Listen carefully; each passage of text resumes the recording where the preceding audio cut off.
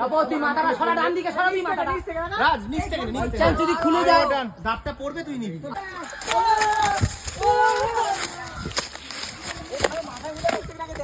রবিবার ছুটির দিন, আর ছুটির দিন মানেই সবাই এক জায়গায় জড়ো হয়ে কিছু না কিছু উৎপাত করা।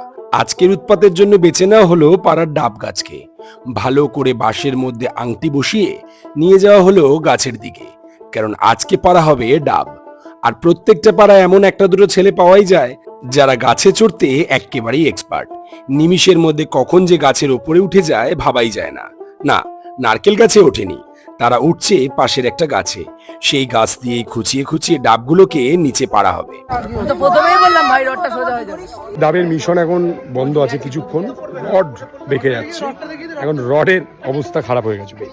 ওপরে যে আংটাটা লাগানো হয়েছিল সেই আংটাটা বেঁকে গেছে, তাই নতুন করে আর একটা রড এনে বেঁকিয়ে তারপর শুরু হলো মিশন।